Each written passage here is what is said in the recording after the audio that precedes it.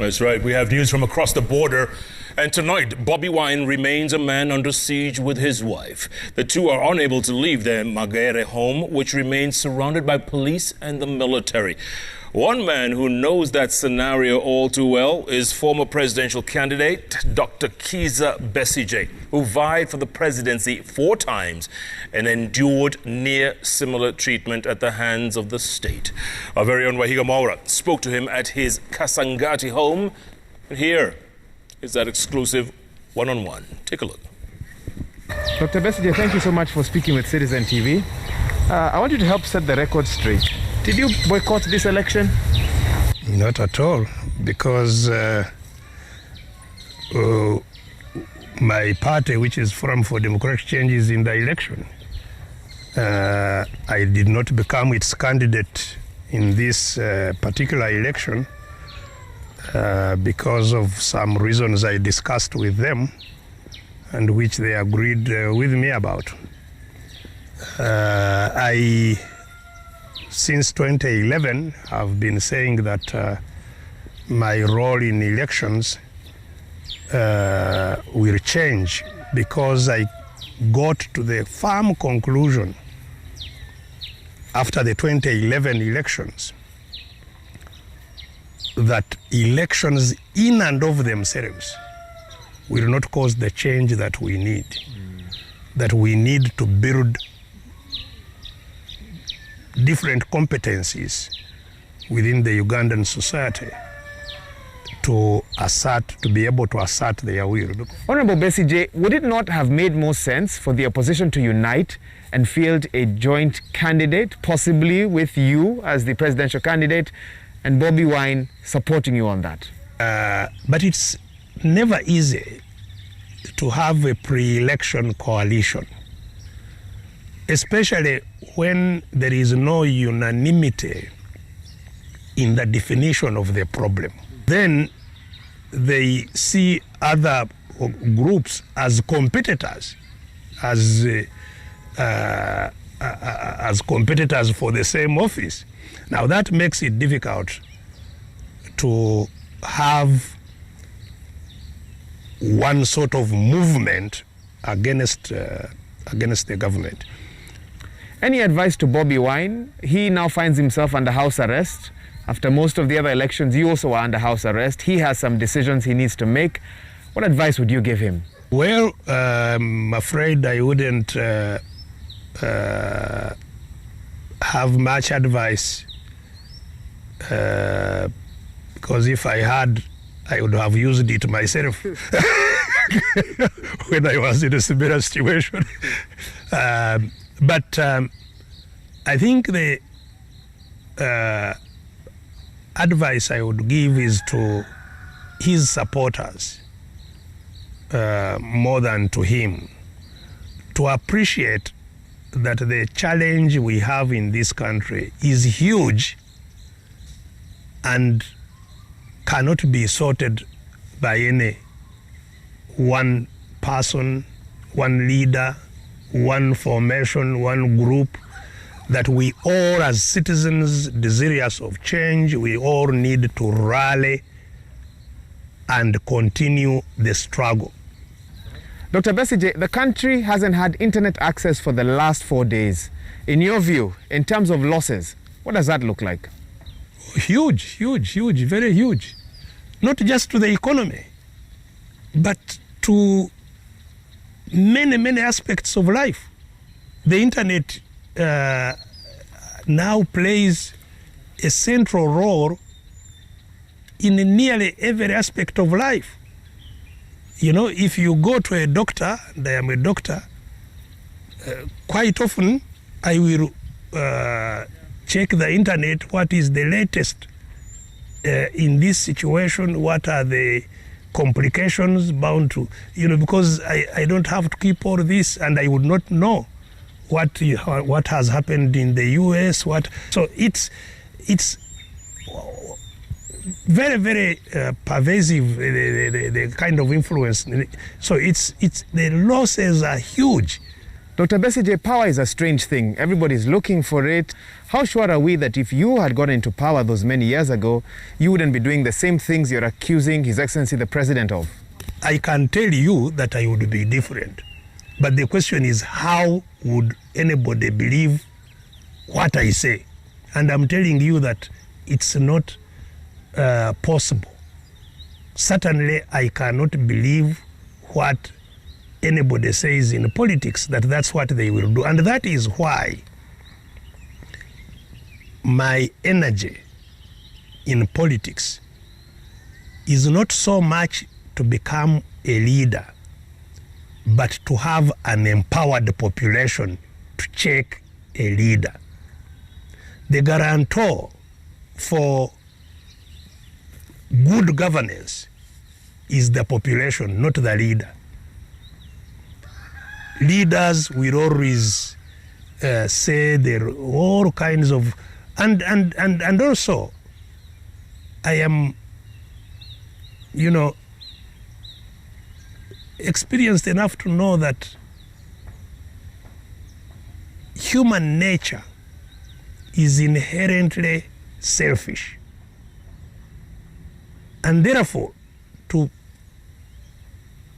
deliver public goods and deliver them equitably,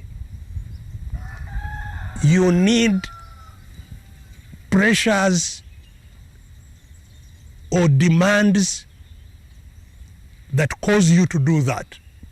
That it's not your goodness that causes you to deliver to the public. No, it shouldn't be. You've actually vied at least 4 times now, but you've also gone through quite a struggle. You've been arrested, you've been detained, and so forth. Would you be able to know how many times that's actually happened to you? No, frankly, I lost. It's simply not possible to keep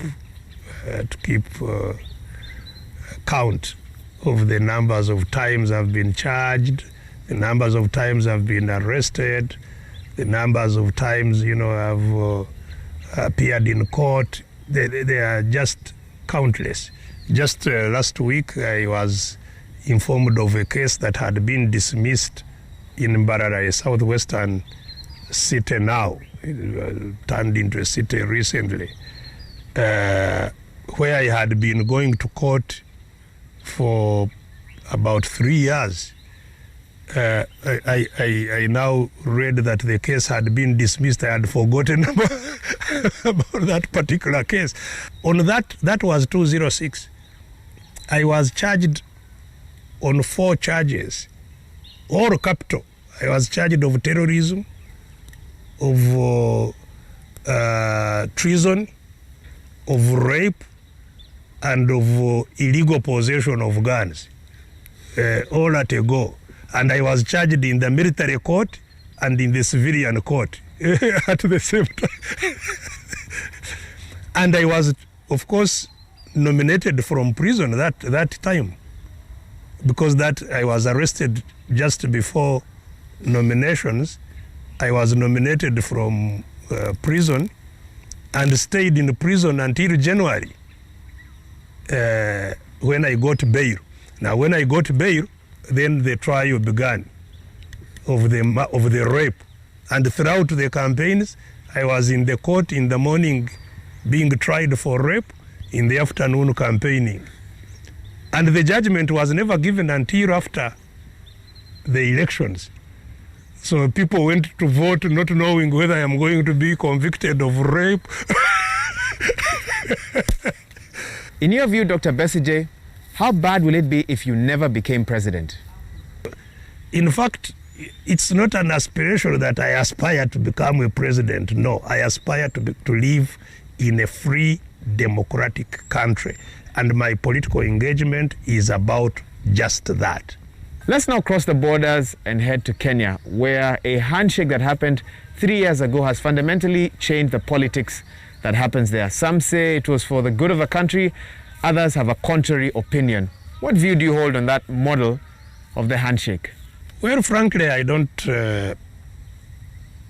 know how Kenya is faring under that arrangement. I hesitate to make judgments of situations that I am not intimately familiar with. Kenya's history is fundamentally different from ours. You have never had military rule in Kenya. Yes, you've had strongman leadership that has now given way to some form of struggling democratic dispensation. What I know for sure is that the sustainable trajectory must depend on competencies of the population, not on manipulations of the leaders. Leaders can establish understanding between them against the people, or in ways that don't necessarily benefit the people.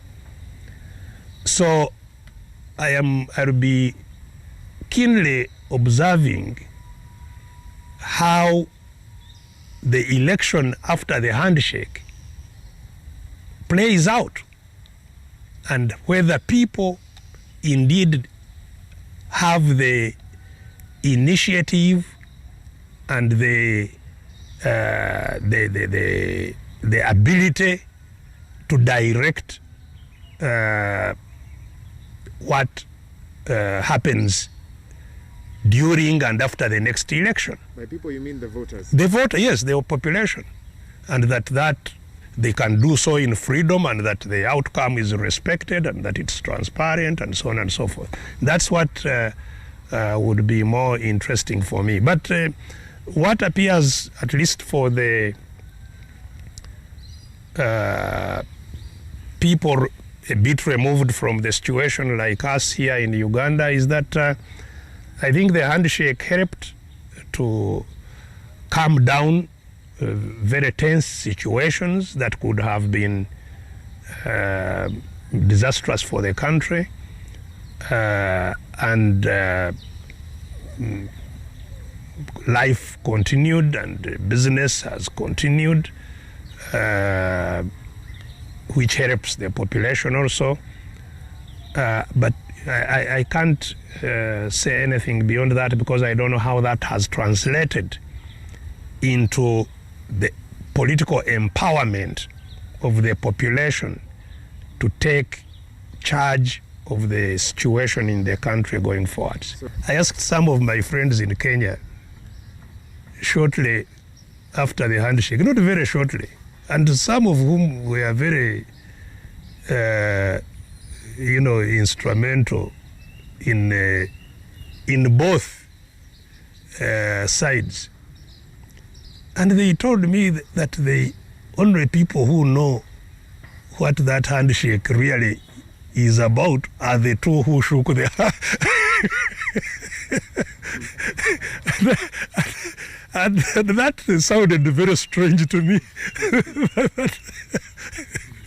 that you have senior people who it was also a good indicator of the trust in their leaders. Say, the leaders know what they mean, but it must be good. In my case, I am not that trusting. I would rather that we shake hands over very clear, and this is why I say, our situations are different. Okay. For a handshake here to be of meaning, even the handshake should be negotiated,